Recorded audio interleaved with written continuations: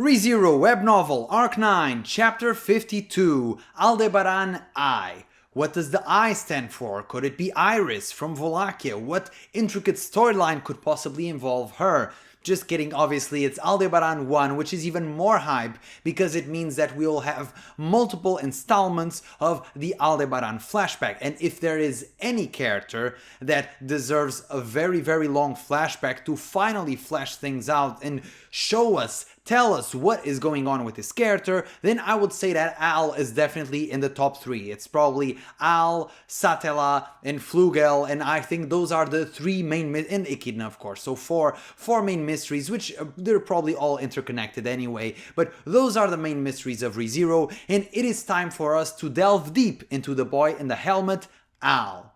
The chapter can be roughly divided between the grand chase of Emilia and Al's flashback. So let's start with the chase, and as usual, as is every single action sequence of Arc 9, this one is just nuts and just oh so very entertaining. The thing about Emilia is that she is just a monster who outclasses Al in every single possible facet, with the exception of maybe intelligence. That's when it's questionable. But either way, Emilia is just much more athletic than him. She's stronger, she's faster, she's much more skilled with magic. She can even do multiple incantations at the same time, something that Al notes is just incredibly hard to do and something that only just a very few talented people can do. She has a seemingly infinite mana reserve, she just never runs out, and she is just overall a nightmare matchup for him because she has this huge arsenal of spells, even the Subaru Ice clones, which are also very difficult for Al to deal with, and she's just totally unreasonable. She's just a freak who won't give up until she gets her way, and that psychotic, unrelenting personality is just the worst matchup for Al. I want to highlight this exchange in particular where Emilia first tries to freeze Al solid, and like I said in a previous volume review, if Emilia manages to freeze Al solid, that is the easiest and most simplest checkmate they can possibly do. If Al is frozen, he cannot move a muscle, he cannot reset himself, and he presumably, depending on how frozen he is, I'm not sure how that works, he cannot move his tongue to activate the poison to reset as well, so that would be the easiest checkmate, but unfortunately she's not able to do so, and yet she does not give up. She wants to talk it out with Al, and Al is just, hey man, don't be that straightforward, do not be that honest with me, you're a royal candidate, please have a little bit more poise than that. But Emilia's personality is just so endearing, but the thing is, at the beginning of the series, and I criticize her heavily for it in arcs 1, 2, 3, I think she was overly naive and she had this very simplistic mindset, but she was almost treated by the author as a damsel in distress, whereas now she has a lot of initiative,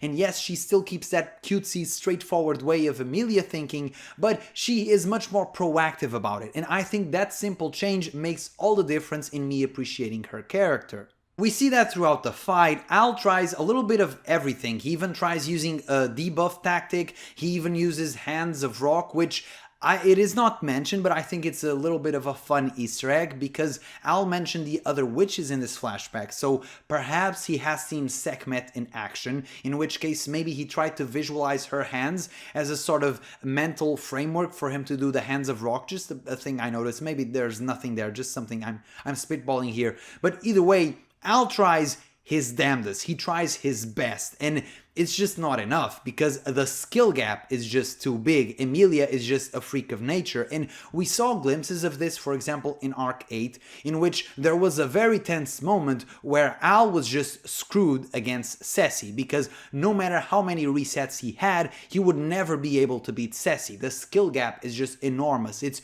too big to be overcome by any amount of resets or prior knowledge, and that is Al's biggest weakness. Either an overwhelming number of enemies that just has too many variables for him to contend with and just overclocks his reset system, or a singular enemy that is so strong that cannot be overcome no matter what. And this also plays into Al's flashback, which we see a bit later. Things are incredibly tough for Al, which makes sense. No matter how many times he resets, he had to reset a few hundred times, if I recall correctly, just to be able to properly glide with his newfound wings, and Emilia just literally wings it. Get it? Whatever. Emilia is just way too talented, and she can react to everything on the fly, whereas Al has the brain and the mental toll to have to reset so many times just to be able to keep up with her. There's just a fundamental difference in specs and in talent. Just like in real life, if I, for example, were to face Prime Mike Tyson, no matter how many times I reset, I would not be able to beat him. Or would I? No, of course not. And so Emilia is approaching, not menacingly, but in a cute, overly honest fashion, and she's getting close to Al, and Al. My voice is still not recovered, as you can see, but we are moving on, voice cracks and all, because it's just how we roll. We are super professional. We give it to you raw, live, uncut, uncensored. So we move on.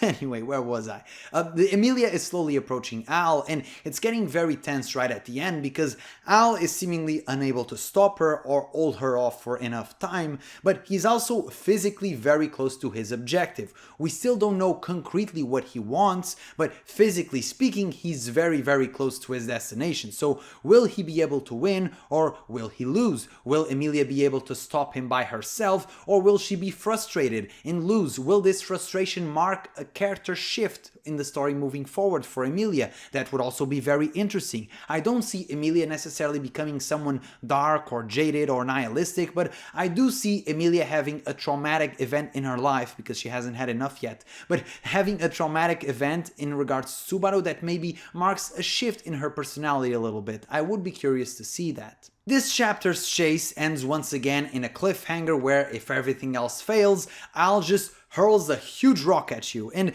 to be quite honest, I do think it's a cool callback to their fight in the capital, but I don't think this cliffhanger is super intense or suspenseful, just because we've already seen Emilia handle the rock, and the last time it was much more tense because she had the people of the capital to protect. She had hostages behind her. This time it's just her. She has no one to protect. She can either glide out the way or do some freaky move or just freeze the rock and destroy it entirely. I don't know. This cliffhanger isn't leaving me on the edge of my seat, but what is leaving me on the edge of my seat is, of course, Al's flashback. In Al's flashback, we get into his lived existence, and once again, I think I've mentioned this in many reviews prior, but Al's life is just awful. It's terrifying, and I don't want to necessarily put it on a scale like who's had the worst time. Is it Al? Is it Subaru? I don't think this is necessarily the pain competition. I don't think that discourse really gains much from anything. It's just whatever. I think they've both had very horrible times. Let's just leave it at that. But Al's existence is just so bad, with resetting so many times, and the narrator goes out of his way to explain that even though he's living a lot of time cumulatively, he is not actually maturing or growing as a person because he's just on a perpetual loop, and if anything, it's just leaving him more jaded, more desensitized, more numb. His memories are slowly starting to fade away. If he resets enough time, there's enough mental damage where it all just starts blending together. It's just a horrifying description for Al, and once again, it's super hard not to sympathize with this guy, even though he's a pseudo-villain, just because he's so endearing and he's had such a tough life. Now, I do want to address something that you guys rightfully let me know in the comments, and thank you for that, which is, in the previous chapter, I was a bit confused about Yai's flashback because it seemed like she was the one resetting and not Al, and that confused me a little bit, but I didn't really address it because I assumed, and I still assume, that it's going to be explained later on, but apparently some of this has already been revealed in a side story, that Al's authority, whatever it has at least two modes, one where he resets, and the other is the Aggressor Mode, where the other person resets, and this was never explained to me in the main story. I do hope, sincerely hope, that they put this in the light novel to make it less confusing, because once again, I will say what I've said a million times, I like side stories. I like having an opportunity to flesh out things that are perhaps not super relevant to the main story, to approach new characters, new angles, new storylines. That's fine. But I always want the side stories to be a complement and not homework, not mandatory reading. And I really hate that there is something that is so crucial for us to understand the main story that was just hidden away in a side story. And that sort of irritates me. I really hope that they explain Aggressor Mode in the main story, even if it's later on. And if they do explain it, that they also put it in the light novel, perhaps even earlier than the Yae flashback, so that people can understand what's going on. From Al's flashback, we see that he was being groomed by Echidna to defeat someone or something, and there was this crucial moment in his life where he attempted that and he failed, he lost. From the context, it is presumed that that someone is Satella. I think it's what makes the most sense given the context, but it's not entirely clear yet. And it goes back to what I was saying at the beginning of the video, where if the gap in strength and skill is just insurmountable between his opponent and Al, then it doesn't matter how many times he resets, he will never be able to close that gap, he will never be able to win. And the thing that confuses me the most is that if this is the Al we know, obviously with two arms, presumably, but if this is the Al we know, and Echidna sent him to defeat Satella, I think it's obvious to everyone that it doesn't matter how overpowered his authority is, he would never be able to win. So this whole story confuses me. I think there's more here they're not saying yet, because Echidna is supposed to be super smart, and I don't think she would make a mistake like this. So this is all very confusing for now. Let's hope to see more. The other thing that really confuses me is what was Al's goal all along? What was he doing? What was he aiming for?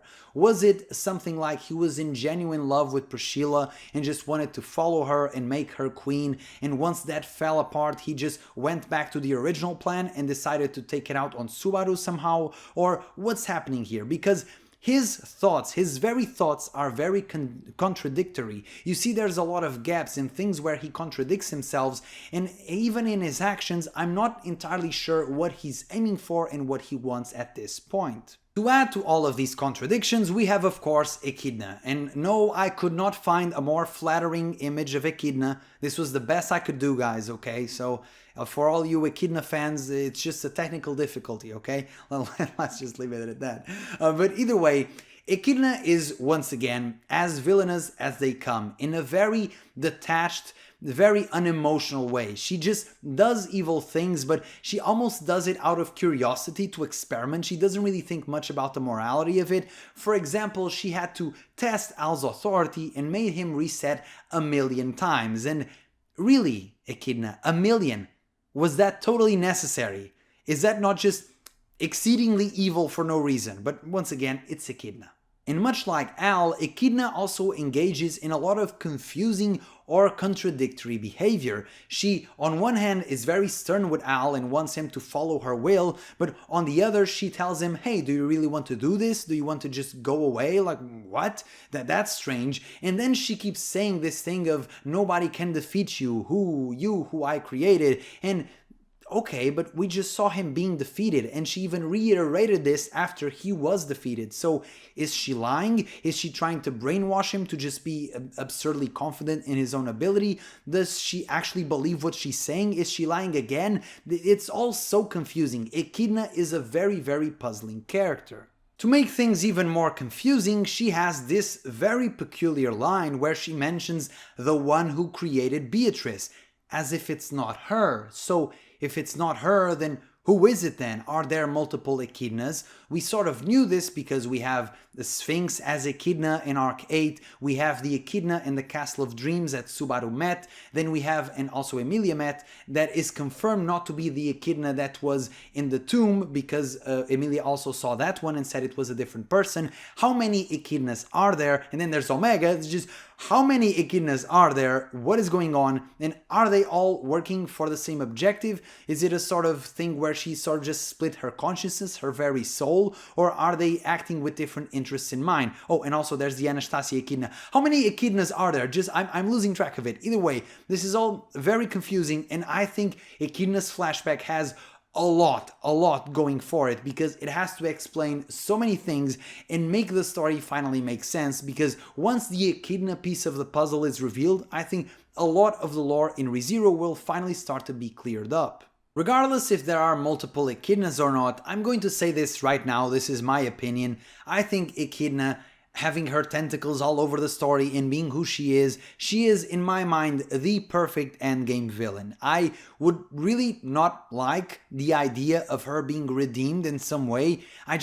The idea really does not appeal to me, but once again, I trust the author way too much by this point. I think he can probably make anything work, especially if he has it planned it out with so much detail, with so much forethought, but still, I think Echidna to me has to be a villain. And I don't care if there are multiple Echidnas or not, because in my mind, there are three types of witches, I would say, in ReZero. You have the witches with good intentions, but that do things either by accident or just by being completely oblivious to it. I would say that wrath and pride fall into this category. Then you have the witches that have been brainwashed or driven crazy by their witch factor, or something happened to them. They have the sort of split personality. This is what happened to Satella. And then you have just the evil witches. They just don't care. They are driven purely by self-interest. They are a force of nature. They care nothing for morality. They will do whatever needs to be done to get what they want. And Echidna is the prime example of this. And I really don't care if she has some sort of sob story. I would love it if she had a sort of similar flashback to Regulus, where it showed that she is just irredeemable. And I think Echidna has to be evil. She just has to. And once again, instead of things becoming clear and us getting answers, for each answer we get, we pop another 2 questions. For example, what is the deal with Rem? Why does Al keep saying that Rem is not supposed to be here and that Subaru defied fate? How does he even know that? Because we have hints throughout the story that Echidna has some sort of omniscient power where she is perhaps even aware of future timelines she has not experienced yet. And we have hints, a lot of those throughout the story, be it in Arc 4 and most recently the thing with Petra that really shocked me and made me almost rethink the entire story again. So did she convey that information to Al? What does Echidna know? What does Al know? There's so many questions. And what was supposed to happen with Rem? Was Al or Echidna or someone they know somehow involved in what happened in the Oni village? So many questions. Then we also have the main question of what or who is Al? What is he? Because I've never actually been of the school of thought that Al is Subaru from a different timeline or whatever. That really never clicked with me, but now it's becoming clear that he's a creation of Echidna, possibly based on Subaru, or maybe he is based on Flugel,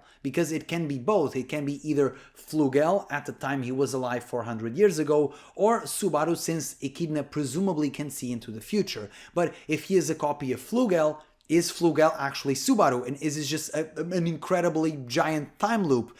I personally am not a huge fan of the whole time loop theory, because I think if we do a huge reset, it would invalidate a lot of moments in the story that, narratively speaking, as a reader, I'm not mentally or emotionally ready to do. And I just don't know, the huge time loop theory usually is just overly confusing. Every time I see stories trying to attempt that, it just seems overly convoluted. I would prefer if Subaru and Flugel were different entities somehow, but let's see where this goes. Either way, I think Al is not Subaru in the strict sense that people meant all the way back in Arc 3, but I do think that maybe Al is Flugel, which in turn is Subaru, and I think that as of right now is a very legitimate theory. And by the way, I forgot to mention, but this image you see right here, this is Flugel's actual character design. Trust me, Tappei texted me this morning and he said, this is a scoop for your channel, for your viewers. Thank you, Tappei, so much for giving me the exclusive information.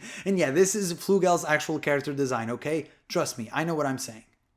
As you can probably listen, my voice still isn't fully healed. I'm coughing a lot in between takes, but I just have to express myself and record these videos because of this delicious peak that I'm receiving from Tappei. I just have to review it. It has to be done. And so now I'm fully caught up, so there's nothing more to review. The next chapter is out already, translated.